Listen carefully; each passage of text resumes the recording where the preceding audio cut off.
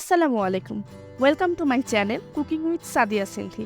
আজকে আমি আপনাদের জন্য নিয়ে এসেছি সুস্বাদু পাট শাক। সো দেরি না করে চলুন দেখে আসি প্রস্তুত প্রণালীটি। প্রথমে আমি পাট শাকটি ভালো করে ধুয়ে নিয়েছি। এখন একটি কড়াইতে পাট শাকটি দিয়ে দেব এবং তাতে দিয়ে দেব 3টি পেঁয়াজ কুচি, 7-8টি কাঁচামরিচ ফালি ও পরিমাণ মতো লবণ। এখন অনবরত নাড়তে থাকবো।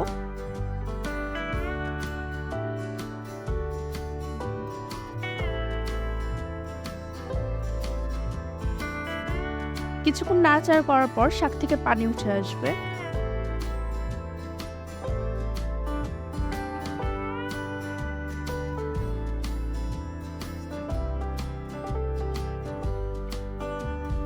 শাকের পানি শুকানো অবধি শাকটিকে অনবরত নাড়তে থাকবো।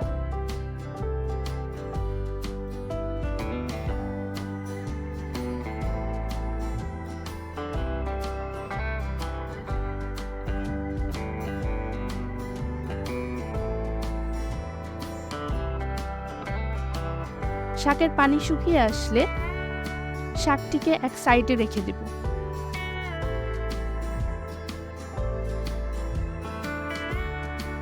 একটি কড়াইতে 3 টেবিল স্পুন সয়াবিন তেল দিয়ে 4টি শুকনো মরিচ মাঝখান থেকে চিড়ে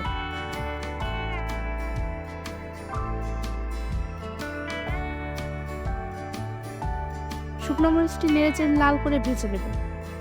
ভাজা হয়ে গেলে এখন এখানে দিয়ে দেব 3-4 কোয়া রসুন কুচি।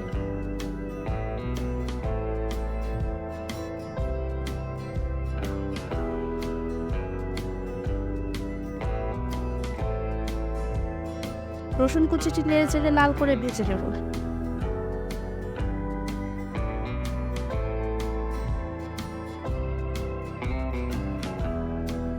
লাল করে ভাজা হয়ে গেলে এখন এখানে দিয়ে দেব পানি শুকানো সেই শাকটি।